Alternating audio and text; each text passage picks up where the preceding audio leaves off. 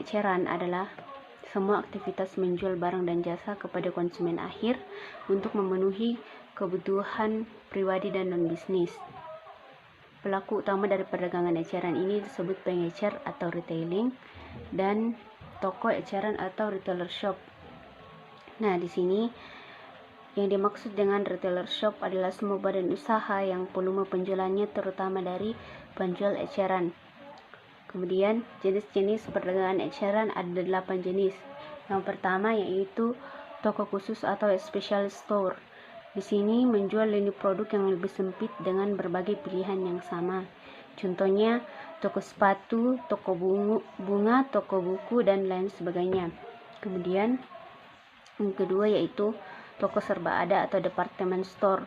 Nah, untuk department store ini lini produknya lebih banyak seperti pakaian, perlengkapan dan kebutuhan rumah tangga. Kemudian yang ketiga yaitu pasar swalayan. Nah, pasar swalayan ini dirancang untuk memenuhi kebutuhan utama konsumen seperti makanan dan produk-produk kebutuhan rumah. Kemudian yang keempat yakni toko kenyamanan atau convenience store. Di sini dijual produk berupa produk pangan yang tingkat perputarannya tinggi. Kemudian yang kelima yaitu toko diskon atau discount store, yaitu toko yang menjual barang standar dengan harga rendah karena mengambil dengan margin yang kecil dan menjual dengan volume tinggi. Kemudian pengecer barang potongan, yakni penjual yang menjual dengan harga lebih rendah ke konsumen dari harga pengecer. Kemudian yang ketujuh yaitu toko super atau superstore. Di sini terbagi yaitu toko yang penjualannya lebih luas dan tujuannya untuk memenuhi semua kebutuhan konsumen. Nah, di sini superstore terbagi menjadi dua yaitu toko kombinasi atau combination store dan yang kedua yaitu pasar hyper atau hyperstore. Kemudian yang terakhir atau yang kedelapan yaitu ruang pameran. Ruang pameran di sini adalah toko yang menjual berbagai macam produk bermerek, bermarkup tinggi dengan perputaran tinggi dan disertai dengan harga diskon. Nah, untuk membeli suatu produk di ruang pameran ini, pelanggan bisa mengambil suatu produk dari toko tersebut. Yang kedua, tingkatan layanan, di mana pengecer memposisikan diri menawarkan satu dari 4 layanan seperti swalayan, memilih sendiri, layanan terbatas, layanan penuh. Ketiga, kategori usaha eceran non-toko, penjualan langsung atau multi level, di mana penjualan dilakukan dengan mengunjungi langsung atau penjualan dari rumah, yang contohnya Amway yang memberi kompensasi prestasi penjualan kepada para anggotanya. Yang kedua, pemasaran langsung yang dipasarkan melalui respon langsung atau belanja online, contohnya Amazon.com. Yang ketiga, mesin otomatis yang menawarkan berbagai barang seperti surat kabar, majalah, minuman ringan, contohnya di Jepang, negara pengguna mesin otomatis yang banyak. Yang keempat, layanan pembelian, yakni pengecer tanpa toko yang melayani pelanggan atau kliennya yang ingin membeli barang dari sejumlah pengecer dan memberi diskon sebagai imbalan atas keanggotaan mereka. Lingkungan eceran baru adalah pengecer mengamankan loyalitas pelanggan dengan menawarkan lokasi yang nyaman, pilihan barang yang banyak atau yang unik, layanan yang lebih banyak atau lebih baik dari pesaing, dan kartu kredit toko. Contohnya adalah gerai makanan dan Whole Food Market. Selanjutnya adalah perkembangan lingkungan eceran lainnya yang terdiri dari 6. Yang pertama adalah bentuk dan kombinasi eceran baru. Beberapa pasar swalayan mencakup cabang baik toko buku yang menampilkan gerai kopi.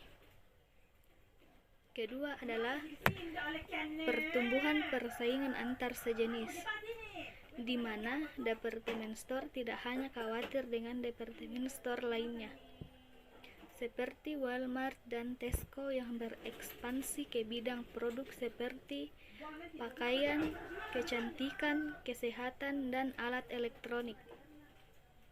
Ketiga adalah persaingan antar pengecer berbasis toko dan non-toko. Kini konsumen menerima penawaran penjualan melalui surat dan katalog surat langsung, lewat televisi, komputer, dan telepon. Contohnya adalah Kmart yang memperluas penjualannya dengan penjualan online. Keempat adalah pertumbuhan pengecer raksasa. Melalui sistem informasi, sistem logistik, dan daya beli yang sangat bagus, pengecer raksasa seperti Walmart mampu menghantarkan layanan yang baik dan volume buruk yang besar dengan harga menarik kepada konsumen. Kelima adalah penurunan pengecer pasar menengah, di mana saat ini kita dapat menentukan karakter pasar eceran sebagai bentuk jam pasir. Pertumbuhan tampak terpusat di atas dengan penawaran barang mewah, seperti contohnya adalah The Coles yang menambahkan nama-nama trendy ke produknya untuk memperoleh kesuksesan. Keenam adalah profit global pengecer utama, di mana pengecer dengan format unik dan positioning merek yang kuat semakin banyak muncul di negara-negara lain. Contohnya adalah Hypermart dan Carrefour. Keputusan pemasaran. Yang bagian pertama adalah pasar sasaran. Jadi pasar sasaran itu tidak dapat membuat pilihan tentang pilihan produk, dekorasi toko, dan lain-lain dengan sendirinya. Pilihan produk. Jadi pilihan produk ini bisa menampilkan merek, menampilkan acara, menampilkan barang, atau menampilkan strategi lainnya. Pengadaan barang. Yang pertama, pengecer harus menentukan sumber barang. Yang kedua, pengecer meningkatkan kualitas, meramalkan permintaan. Poin keempat itu harga. Jadi pengecer harus memperhatikan tentang harganya, seperti sebuah supermarket yang mengabaikan harga obral suatu barang. Poin kelima itu jasa. Jadi jasa itu sangat penting dalam pemasaran, seperti contohnya jasa iklan, jasa telepon, surat kabar, untuk mempromosikan barang tersebut. Poin keenam itu atmosfer toko. Jadi contohnya kita masuk ke dalam sebuah toko, terus kita mencium aroma yang unik, seperti contohnya aroma stroberi yang agak kecoklatan, yang dirancang khusus untuk toko tersebut sehingga dapat menarik pelanggan atau peminat ke dalam toko tersebut. Jadi poin ketujuh, pengalaman toko. Jadi di mana contohnya kita masuk ke sebuah mall, pusat perbelanjaan di sebuah kota, di mana mall tersebut pernah mengadakan hiburan ataupun acara besar di dalamnya. Jadi poin terakhir, poin 8 itu adalah komunikasi. Jadi dalam keputusan pemasaran, komunikasi itu sangat penting, bukan hanya untuk perusahaan, toko, kantor, ataupun yang berhubungan dengan komunikasi lain.